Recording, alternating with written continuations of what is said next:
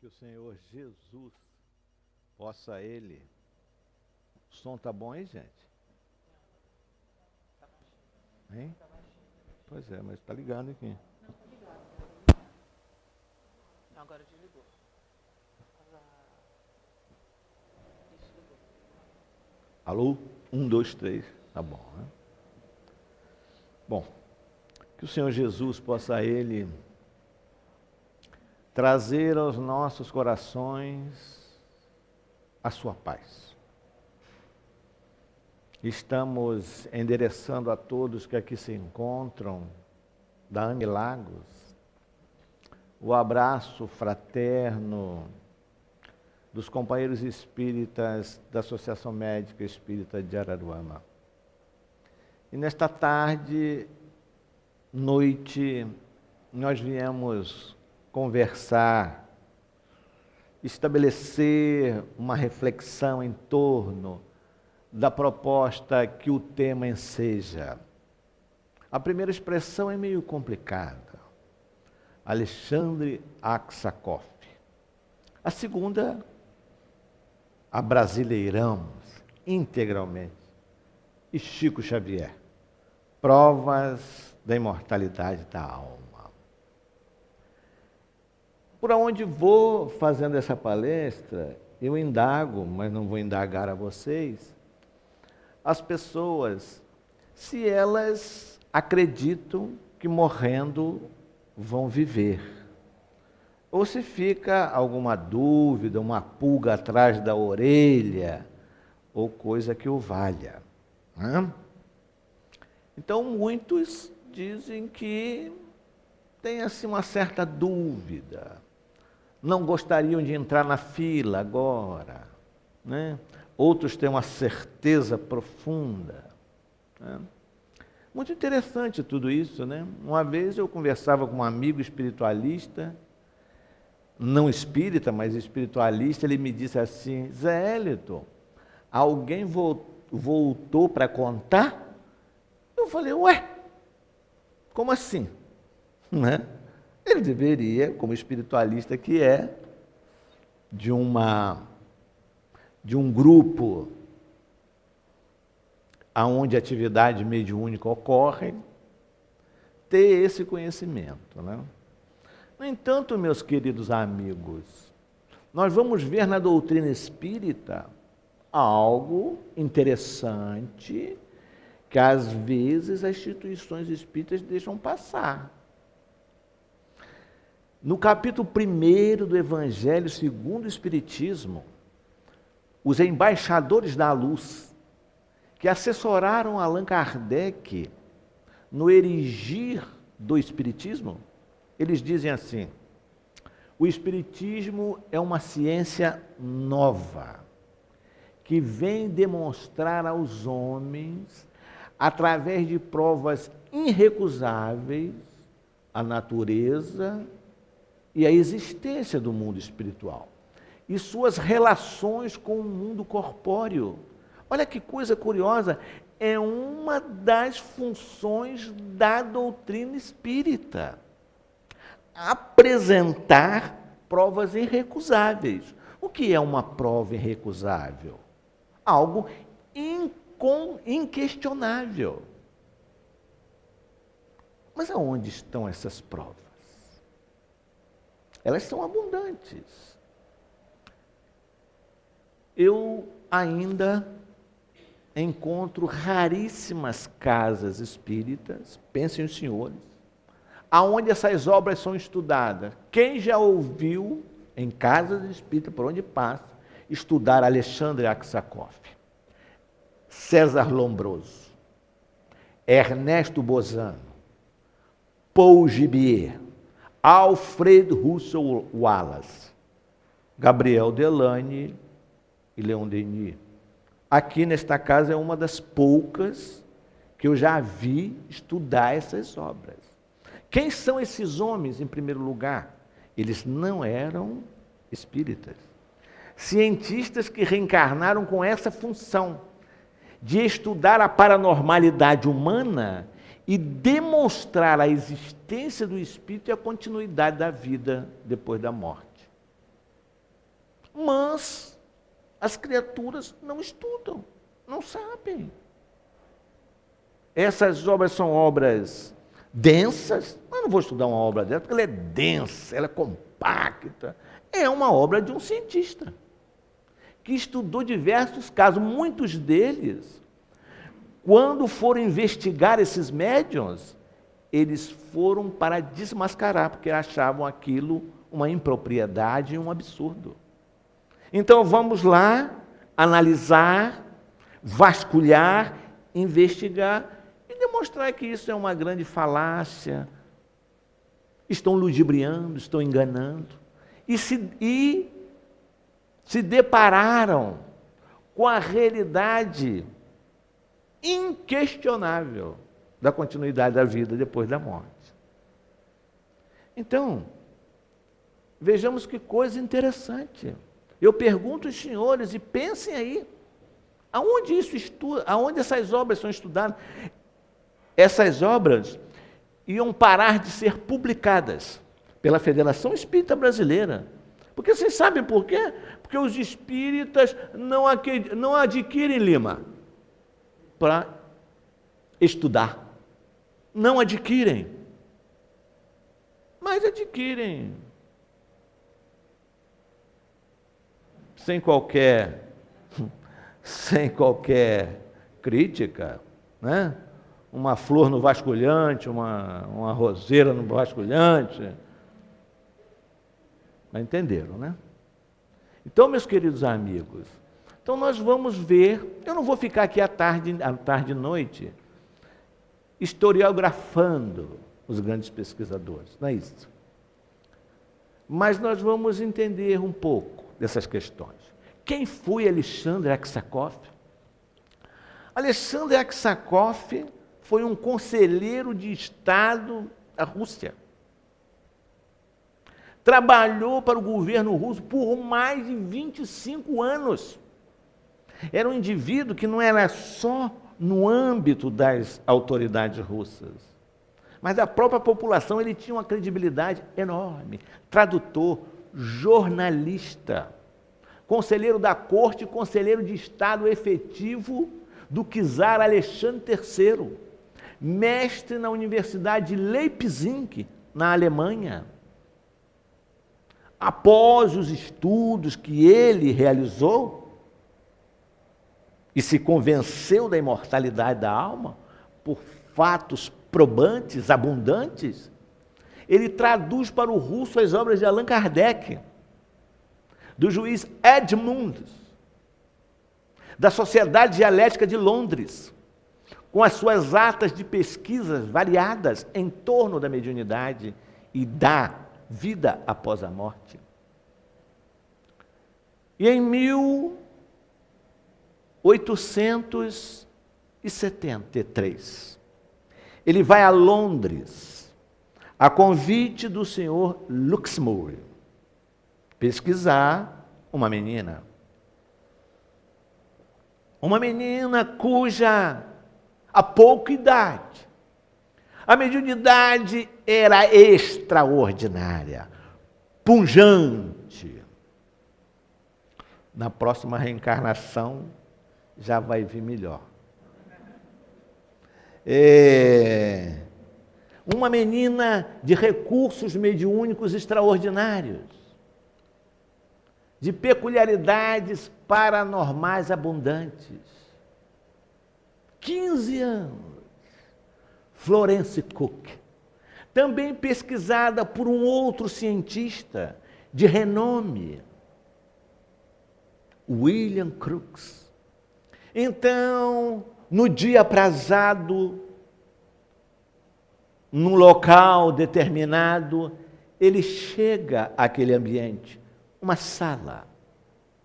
Ele e outros investigadores buscam analisar detidamente todas as janelas, as portas, as cortinas, chama suas assessoras e pede que ela leve a médium num local contíguo, próximo, a fim de vasculhar os orifícios naturais do corpo para saber se ela escondia alguma porção, alguma substância, algum aparelho que pudesse simular um fenômeno. Todos esses cuidados foram rigorosamente tomados. Se posicionam os investigadores, os estudiosos, em campos estratégicos da sala. A médium é amarrada da cabeça aos pés. Um fica à sua esquerda, outro à sua direita, segurando as mãos. Logo em seguida, uma luz mortiça é acionada para ver o que se dá no ambiente. A reunião inicia, a médium cai no transe mediúnico, o ectoplasma começa a se exteriorizar pela boca, pelas narinas, e uma personalidade começa a se constituir. E ele ali fotografa, numa prancheta, vai fazendo as anotações, e se materializa diante dos olhos de vários cientistas, o espírito de Kate King. A ata está sendo montada, para que aqueles estudiosos no final e as pessoas que estão a observar assinem, demonstrando e constatando o fato. Kate King sai e anda pela sala, conversa com as pessoas, dialoga, abraça. Eu imagino se um espírito estiver materializado e andar aqui entre a gente agora, a metade sai correndo, né? Então, para diante de Alessandra Exarchopf, ele faz uma série de indagações, e ela diz que a vida continua depois da sepultura, numa sociedade organizada, onde tem escolas, rios, instituições científicas, árvores, animais. E ele faz as anotações meticulosas. O tempo passa, as investigações, e em 1890, ele vai a Gotemburgo, na Suécia. E lá, para estudar os recursos parapsíquicos de uma médium extraordinária, Elizabeth de Esperança. Todos esses cuidados que eu falei, ele tomou com os seus assessores e com os colegas pesquisadores que iam com ele. E chegando lá, num ambiente totalmente preparado, num rigorismo científico, tal como ele realizou com Florence Cook. Ela foi amarrada. E aí, quando inicia a reunião, o ectoplasma se exterioriza, materializa o espírito de Yolanda. Ele conversa, ele dialoga, faz as suas indagações. E ele teve uma ideia de tocar o respaldo da cadeira. Quando ele toca o respaldo da cadeira, não sente a médium. Ela não está ali, mas sentiu uma energia. Aquilo trouxe uma dúvida. Ele anotou na prancheta a dúvida. E em 1893, ele é convidado a ir a Helsingfors, na Finlândia. Mais especificamente, em 11/12/1893. E ele vai. E aquela dúvida transita em seu cérebro. Ele achou que teria a oportunidade de fazer uma verificação mais intensa sobre isso. Chama 2 auxiliares, o senhor Topelius e o senhor Selling, e fala a eles que daria a oportunidade de tocar o respaldar de uma cadeira onde a médium iria ficar, para que determinadas averiguações pudessem ser feitas. Então ali a médium no transe mediúnico. Nesta oportunidade se materializa o espírito de Leila e Yolanda. Fizeram toda a praxe de indagações, de perguntas, e sempre trazendo a mesma linha de raciocínio, que a vida continuava, os espíritos dizendo que a vida continuava, demonstraram a realidade do mundo espiritual, e ele toca o respaldar da cadeira. Não sente ninguém, não tem ninguém. Cadê a médium? As suas roupas no chão. Chama o senhor Topélios e Seling, que ele verifica. Chama mais 3 pessoas que verificam. E ali está a gente. Mas cadê a médium? Alguém diz, temos que terminar essa reunião, porque a médium deve estar esgotada. Uma voz soa no ambiente. Não se pode terminar a reunião agora, porque eu não tenho minhas pernas. Leve mais 10 minutos, e o tempo passa sob a curiosidade de muitos. Quando se deu os 10 minutos, uma outra voz ecoa. Agora pode terminar, porque eu tenho as minhas pernas. Então, posteriormente, ele indaga dos espíritos sobre esses fatos, e os espíritos esclarecem a ele que em toda materialização há uma desmaterialização. Não no nível que ocorria com Elizabeth de Esperança. Como os médiuns comuns, apenas as substâncias da intimidade das nossas células. Mas ela tinha semi-desmaterializações, desmaterialização completa. Era uma médium extraordinária. Então, ele escreve uma obra, um caso de desmaterialização, que todo espírita já leu. Sobretudo os espíritas de Cabo Frio. Já leram essa obra e depois leram uma obra mais recheada. Animismo e Espiritismo em 2 volumes. Maçuda. Aquela obra que a gente adora ler. Aquela de 300 páginas cada uma, beleza. Então ele apresenta isso às universidades, aos centros científicos. Há realmente uma ebulição de ideias. Uns concordam, outros discordam por ideias preconcebidas, mas ele tem a coragem de apresentar à sociedade humana de que a vida, a partir de fatos cientificamente constatados, continua depois da morte. E os espíritos diziam para ele que a pessoa seria desgraçada ou feliz de acordo com as suas atitudes quando na Terra. Mas a gente poderia falar de outros.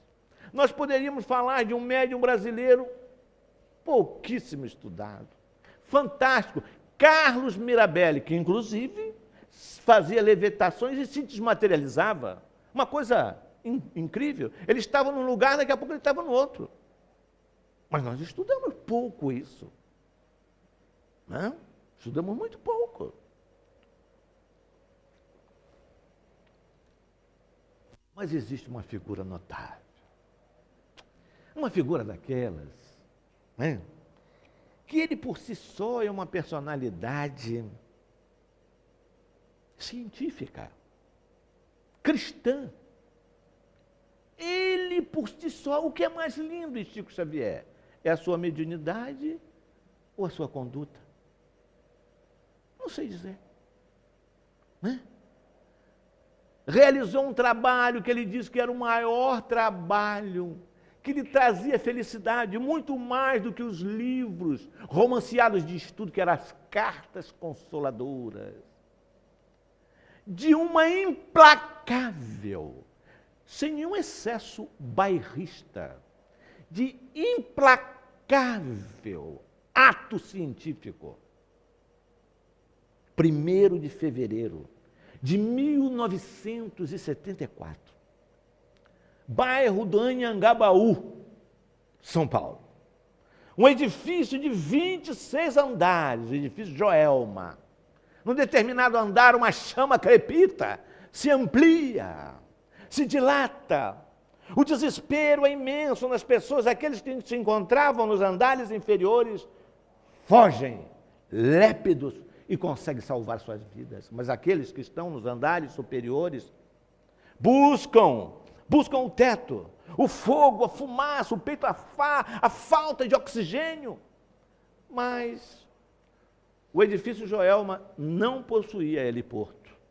E quando os helicópteros lançavam aquelas balsas para resgatar algumas pessoas, eram algumas pessoas, não iam todas.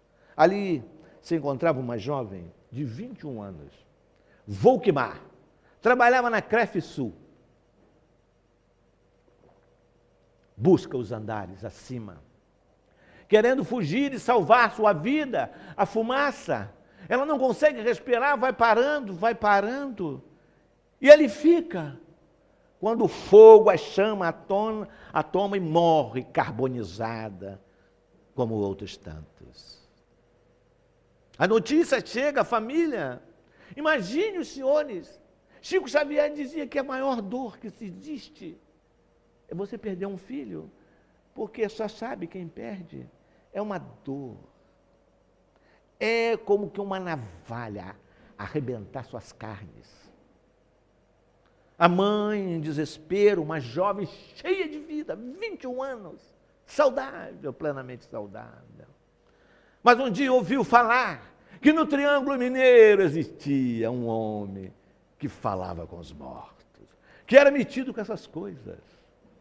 Então, para lá se dirigiu, porque o sofrimento, queridos, tem a função de quebrar qualquer fronteira. Eu vejo em nossa casa pessoas de outras religiões, quando o desespero toma, ele não quer saber se é espiritismo, o que é, mas as pessoas vão lá procurar ajuda, procurar colaboração. Então ela foi naquele Triângulo Mineiro, e lá encontrou aquela figura extraordinária, que todos nós amamos. E depois de certo tempo, ela recebe uma carta da sua filha, mas a carta é impactante, ela é detalhada, ela fala do nome de pessoas, datas, ela fala de acontecimentos que sua mãe, o pai, a família tinham conhecimento. Chico Xavier nunca teve contato com eles. Ela traz apelidos das pessoas.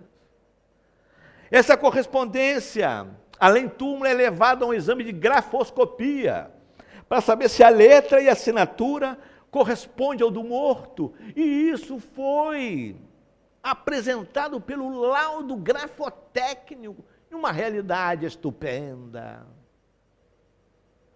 E lá, nesta carta, ela diz assim: mamãe, olha só que coisa interessante, mamãe, aqui mamãe, as pessoas que morreram carbonizados passam por cirurgias plásticas. Eu fiquei pensando, gente, quando eu chegar lá, eu posso até dar um jeito de voltar a ter cabelo, essas coisas. Né? Se tem cirurgia plástica, deve ter um tônico capilar, um negócio desse, para melhorar a aparência de quem já perdeu, não é verdade?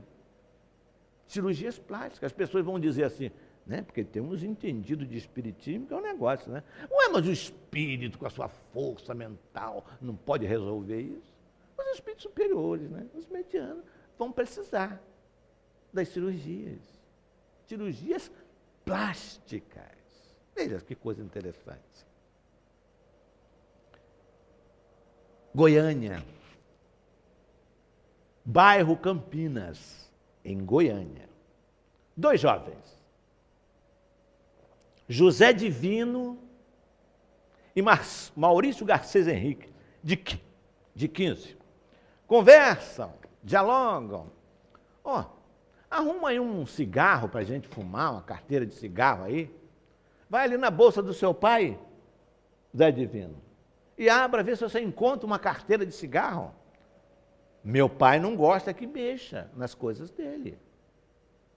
Mas eu vou ali, não faça isso. E lá foi o Maurício, quando abriu a pasta, encontrou uma arma. Quando ele toma da arma, ela abre o tambor e cai as balas, ele rapidamente fecha. O Zé Divino diz: ponha isso aí na bolsa do meu pai. Vai lá na despensa, então. Lá você vai, talvez, encontrar, procure um cigarro, alguma coisa. E ele deixa a arma e foi para lá. Nisso, o Zé Divino toma da arma. E Ele, por acaso, começou a apontar para um lado e para o outro e apertar o gatilho. Nisso, um espelho à sua frente. Quando ele olha o espelho, ele reproduzia a imagem da entrada da despensa. Ele aponta para a despensa, olha no espelho e puxa o gatilho. Nisso, o Maurício vem saindo. Um tiro, um estampido fatal no tórax. O desespero, a gritaria, a família, o sangue, hospital, polícia. Uma situação dolorosa.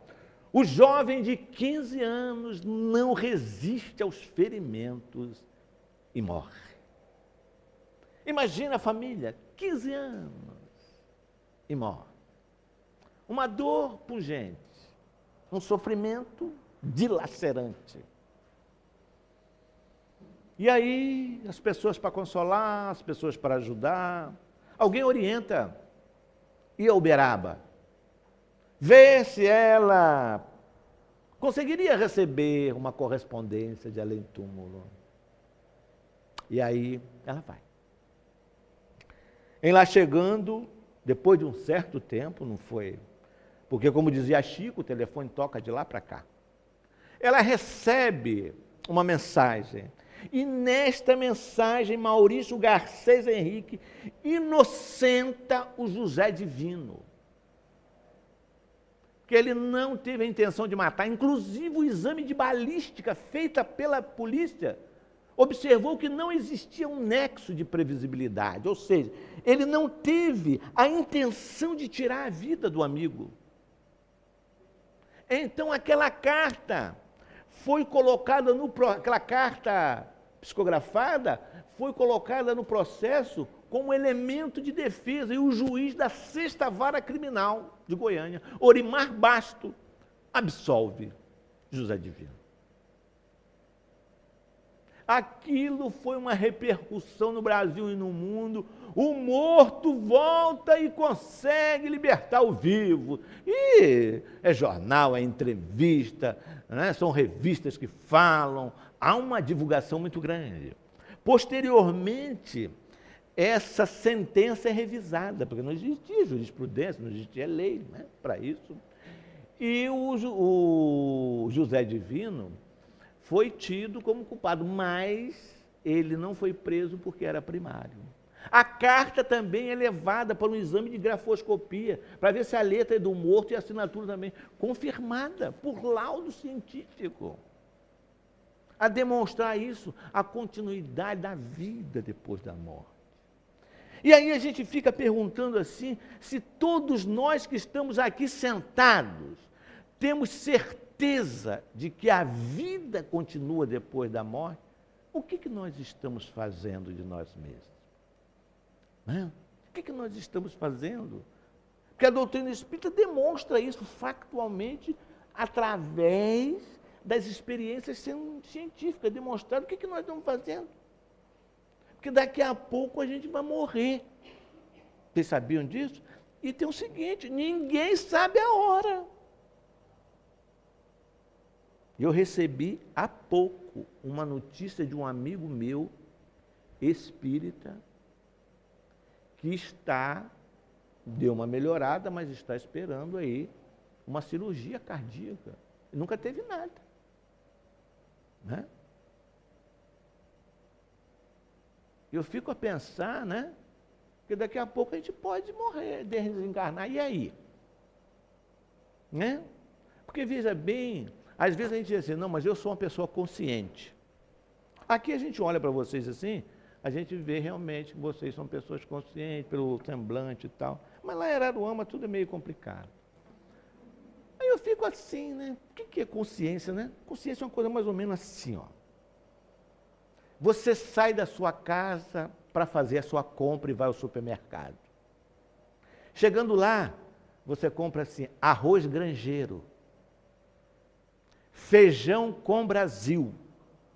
Aí na hora de fazer aquela comprinha do gênero alimentício para a cesta básica do Leon Denis, você compra feijão bandinha. Vocês conhecem feijão bandinha? A metade você joga fora. A outra metade é 5 horas na panela de pressão, para ver se amolece o caroço. Se mastigar, talvez quebre um dente. Exatamente, queridos.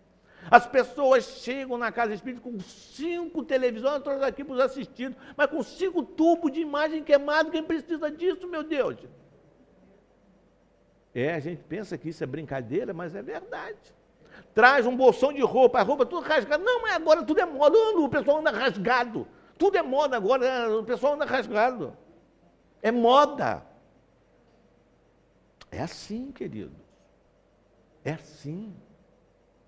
Esses dias eu vi na televisão, aqui em Cabo Frio, uma pessoa que colocou uma geladeira na rua, com comida, para os moradores de rua. Ela não se preocupou com o trabalho, porque dá trabalho. Foi lá e botou. Então as pessoas vêm ali e deixam as quentinhas para os moradores de rua que passam fome e ali pegar e tirar e comer. Uma senhora no Rio de Janeiro colocou: fora da caridade não tem jeito para ninguém. Não tem jeito. Não tem jeito. Pode cantar a música que for. Vim aqui assistir a palestra é um ato. Isso não confere passaporte para ninguém. Mesmo porque leio o livro Voltei, irmão Jacó. Diz que os espíritas estavam tristes no mundo espiritual. Diz que os mais tristes eram de Araruama. O pessoal de Cabo Frio estava alegre, uma felicidade. Eu falei, meu Deus do céu. Né? Por quê? Porque deram conta do recado, o pessoal de Cabo Frio. Né? Então aquela senhora, ela colocou no muro que dava para fora da casa dela, um filtro, para que aqueles moradores de rua, aquelas pessoas, tomasse uma água gelada. Ela não se preocupou se ia sujar a calçada na frente da casa dela, se ia haver uma amontoação, as pessoas iam se amontoar ali. Ela não se preocupou, ela se preocupou em fazer o bem. Essa é a nossa hora, querido. Essa é a nossa hora. A hora de realizar, de construir. Com tanto conhecimento na cabeça, o que nós estamos fazendo? Achar que a gente morrendo hoje, a gente morre na condição que a gente está aqui. Não. Ninguém se transforma em santo da noite para o dia. E qual será a sua realidade? Vejamos. Nós temos a oportunidade de fazer. Sair nessas noites frias, parece que o inverno está se estendendo.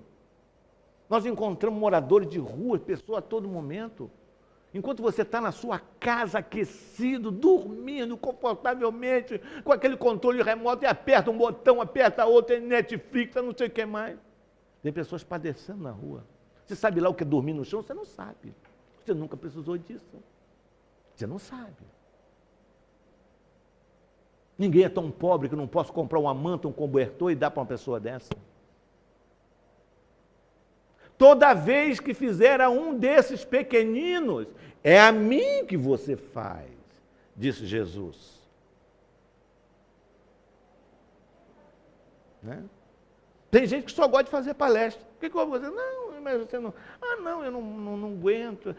Eu tenho um problema de coluna. Ué, mas para fazer palestra você fica em pé várias horas. Destaque. Se tornar visível. Às vezes a vaidade domina.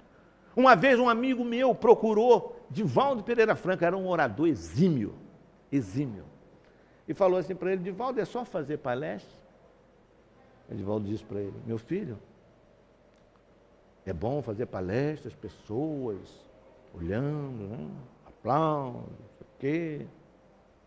Mas a tarefa mais meritória aos olhos de Jesus é aquela que ninguém vê, mas só Jesus observa. O que a casa espírita faz, querido, com os depressivos? A depressão. Daqui a 20, 30 anos, um fala 20, outro 30. será a doença mais incapacitante na face da terra, atingindo mais pessoas do que os cânceres e as cardiopatias. O que a gente faz? O que as casas estão fazendo? Às vezes está dentro da sua casa familiar, a pessoa que vai se entristecendo, que vai, né? A pessoa muitas vezes teve um problema amoroso, aí ele foi embora, eu não quero mais, eu vou me acabar, eu não existo mais. O que é isso, gente? Aí pega, fica ouvindo Maiara e Maraísa, Marília Mendonça, ninguém aguenta com aquilo, gente, aquela sofrência, aquele desespero, aquela coisa, aí vai embora mesmo.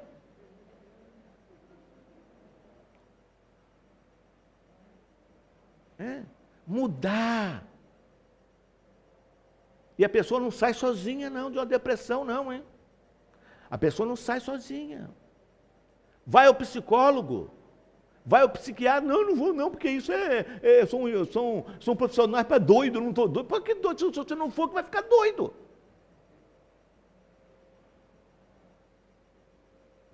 Às vezes vê o filho lá.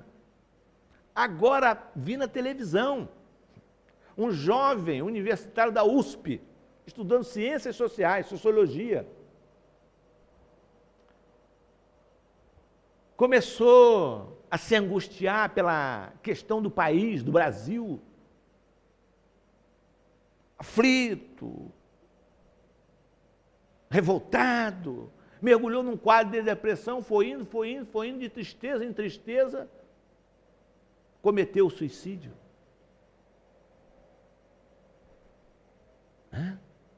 Então as coisas passam. Hoje você está vivendo um mau momento, você teve um revés financeiro, não vou me acabar, estou cheio de dívida. Não. O quadro que um suicida enfrenta no mundo espiritual é terrível. Isso não é pedagogia do medo. Leiam Memória do Suicida. As pessoas às vezes dizem, não, mas não lê esse livro, que é um livro meio pesado. Eu não entendo essas coisas, né? E eu, sinceramente, não entendo isso, porque os espíritos produziram o livro para o Ivone Pereira e o livro está aí. Não lê não, porque tem um negócio bem pesado. Né? Porque é um livro escrito por dois espíritos, né? Não é assim? Por dois espíritos. Primeiro, por Camilo Castelo Branco. Só que Camilo Castelo Branco, o livro ficou na gaveta há 30 anos. Camilo Castelo Branco não tinha conhecimento doutrinário. Depois veio Leon Denis para dar a obra que ele traz para a dona Ivone Pereira, o conteúdo doutrinário para inserir na obra. Uma obra extraordinária que fala sobre as aflições dos suicidas. Nós estamos vendo, gente, espíritas se suicidando. Por incrível que pareça, hein? Por incrível que pareça. Médicos se suicidando. Nós tivemos, numa reunião da Associação Médica, a Dirce estava presente, e a preocupação da AME Brasil com os médicos que estão se suicidando. A cada 45 minutos, uma pessoa se suicida no Brasil. 45 minutos. 45 minutos. Veja bem, quando o indivíduo se suicida, é toda uma programação de vida que ele tinha que realizar e não foi feito, que ele tinha que construir e não fez. Nós temos processos, por exemplo, na depressão. A depressão, querido, ela não vem sozinha, não. Muitas vezes são influência dos espíritos perversos na sua casa mental. Aí você gosta daquela música, né? Existem músicas no livro Obsessão e Sexo, Sexo e Obsessão, de Manuel Filomeno de Miranda, quando ele fala da cidade perversa, né? Aonde o processo de sexolatria em níveis absurdos ali ocorre, ele fala que essas músicas escabrosas, de apelações, de defesa do sexo desregrado, da toxicomania, vem desses ambientes onde os compositores captam essas ideias e põem nas músicas. E essas músicas servem para que o indivíduo cantarole, cantarole, cantarole e abra um espaço neuronal para a conexão dessas mentes infelizes. Então, aprofunda o processo de depressão. E, na minha experiência, particularmente lidando com atividade de tratamento espiritual, eu já falei isso aqui, não na AME, mas nas reuniões públicas do Leon Denis, quando eu vim fazer palestra, isso estão nas obras de Manuel Filomeno de Miranda, aquilo que se chama de aparelhos parasitários, encaixados na cabeça das pessoas por engenheiros do mal e direcionado ali com controle remoto. Aprofundando nos indivíduos, eu lidei com uma pessoa com anorexia. Instalaram na área do hipotálamo para que ela não se alimentasse. E a pessoa foi emagrecendo, emagrecendo, emagrecendo. O médico, a família já mudava de médico a todo momento, achando que os médicos estavam ruins, porque isso está fora do conhecimento de muitos médicos. Então tem que agregar o tratamento, tem que ter o tratamento espiritual e o tratamento médico, sim, convencional. Se aquele aparelho ele não é retirado, o processo será fatal. Fatal. Então vejamos como é importante, num quadro desse, quando a gente visualiza uma pessoa com um processo de depressão, de melancolia, leva ao médico imediatamente, mas traz a casa espírita para tomar passes, água fluidificada, as atividades de tratamento, que vão ser elementos da medicina espiritual que vão auxiliar também um médico terreno a devolver a saúde à pessoa. Mas muitas vezes. Então, meus queridos amigos, vejamos que essa realidade que nós temos de conhecimento da vida, que nós sabemos que vamos viver, nós seremos felizes, como diziam os espíritos, Alessandro Exakov, felizes ou infelizes com a nossa atitude hoje. Ele fala no livro No Mundo Maior, André Luiz fala sobre um caso de esquizofrenia. Como que o indivíduo se tornou esquizofrênico? Várias são as situações. Mas ali André Luiz relata o caso de Fabrício. Seu pai, as vascas da morte, o chama. Um homem muito rico. E diz assim, você cuide dos seus 3 irmãos. Não deixe faltar nada. E conduza eles saudavelmente na vida. O pai desencarna, ele toma o dinheiro e abandona os irmãos.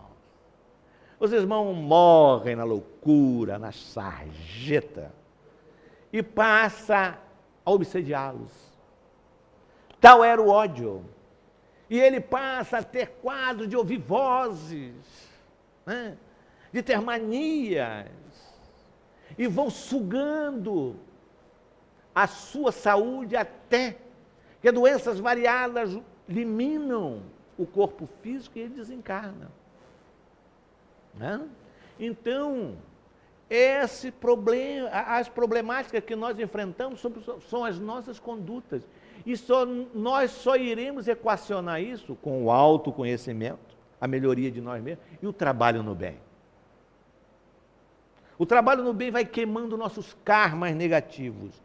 E diz Jesus, e diz os benfeitores espirituais, é na caridade que deveis procurar a paz do coração, o contentamento da alma, o remédio para as aflições da vida. É na caridade, é no trabalho no bem, que você vai ter isso. Porque o mal que você fez, que nós fizemos, só será eliminado pelo bem que a gente vai realizar. Ainda que eu fale a língua dos homens e dos anjos, Mas se não tiver caridade, nada disso me adianta. Eu posso dar os meus bens para os pobres, mas se não tiver caridade, isso não vai adiantar. Poderei ter todo o conhecimento espírita, isso é por minha conta, todos os mistérios, poderei assenhorear os processos mediúnicos, mas se não tiver caridade, não adianta. E aí os espíritos colocam lá que fora da caridade não tem jeito. Não há salvação, não há redenção. E a gente estuda toda semana. Isso que eu estou falando não é nada novo, não é nada incomum, não é nada inusitado. Estamos todos os anos, todas as semanas, debruçando sobre os livros, sabendo. E aí, deixamos de lado. Deixa para a próxima reencarnação. Não tem um pessoal assim, deixa para a próxima reencarnação. Aí na próxima, vai vir complicado. Nem sabe se na próxima estará no regeneração, né? Pode estar lá na sobra do umbral. Né? Então vejamos, meus queridos amigos, a oportunidade está aí. É uma escolha nossa. É nós que vamos optar. O Evangelho segundo o Espiritismo diz aqui, é o remédio para todos os males. Isso vai fazer com que elimine a sua consciência de culpa, a sua angústia, a sua aflição. Os benfeitores não são mentirosos. Então, nós aproveitemos essa oportunidade que estamos tendo. Somos os trabalhadores de última hora. Muitos estão deixando a seara. É um direito das pessoas. Muitos estão, André Luiz coloca, meus queridos amigos, no livro Missionário da Luz, que nós desperdiçamos 70, 60, 50% daquilo que viemos fazer. Meu Deus do céu! Mas por quê? Porque chega aqui e a gente esquece. Eu quero ficar toda semana na praia do Peró, naquele sol, com aquele camarãozinho, né? Com aquele refrigerante, um mergulho e outro. Caridade, eu vou deixar para a próxima reencarnação. Agora eu quero curtir a praia do japonês, naquele dia de sol, de céu azul. Um mergulho aqui, andar de lancha, né? Então, meus queridos amigos, esse é o nosso ensejo. A vida continua. Seremos felizes ou infelizes, de acordo com o que nós fizermos. Então, nesses instantes que o nosso cérebro está cerebrando, está pensando, que nós possamos dirigir a Deus uma oração. Uma oração para ajudarmos na tarefa do bem. E dizemos assim, Pai nosso que estás em alturas, mas também aqui e acolá. Santificado, bendito seja o teu nome, Senhor, na amplidão do cosmos, como na face obscura da terra. Venha até nós o teu reino de alegrias infindas e permita, Senhor, que após o afã da lida, na outra vida, possamos rir com alegria incontida. Seja feita a sua vontade, que é justa, correta, num espaço incomensurável, como na gleba terrena. Perdoe-nos, Senhor, perdoe-nos. A palavra torpe, azeda, que endereçamos a alguém, como perdoamos aqueles que nos injuriam, que nos caluniam. Não nos deixeis, Senhor, cair em tentação. Livra-nos de todos os liames da obsessão e permita que os homens em Cabo Frio e no Leão Denis amem. Muita paz para todos. Agradecemos, José Hélito.